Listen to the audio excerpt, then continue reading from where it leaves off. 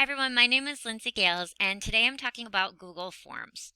So here you will see all of my test questions. So I took the 5 test questions that I created for M3.3 assignment and I brought them directly over to Google Forms. Now, as you are creating your test questions, you go question by question.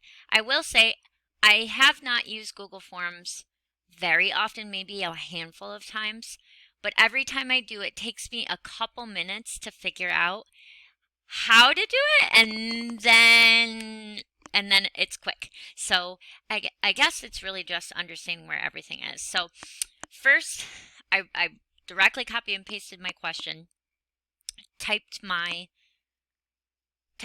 equation, made sure that I included the Bloom's taxonomy, included the higher level thinking questions, included all of my guesses or my possible distractors and correct answers. Now, what I got stuck on was trying to figure out how to include the answer key. So I need to make sure I went to settings and I selected to have it immediately send to the student after they submit.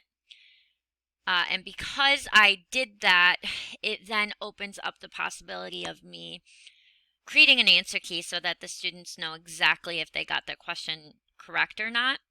I also directly chose to have, since I have 5 questions for this assignment, I chose for every question to be worth 2 points, and I just put it into the default, so that every question was automatically put in as 2 points.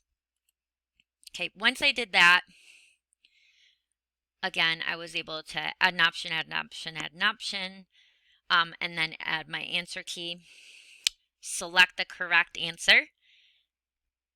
Again, I made sure that every problem, the answer is in different spots, so as to not create bias with placement. And then making sure that you include your point system there. Done, and then going and doing it all over again. I also selected to have every question be required, so they absolutely have to. I think this, from using this platform in the past, that forces the student to make sure they select an answer, so they cannot submit it without having 5 answers. This is great for students who really rush and who sometimes just click, and they don't go back and double check. It'll keep them from submitting. So you also have quite a few options. Like I could have had these be checkboxes instead if I wanted. I could have them be drop downs.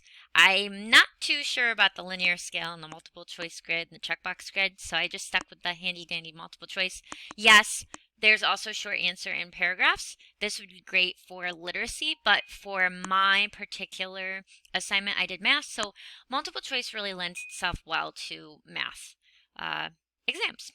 So I put my unit topic at the top and just created a simple statement below.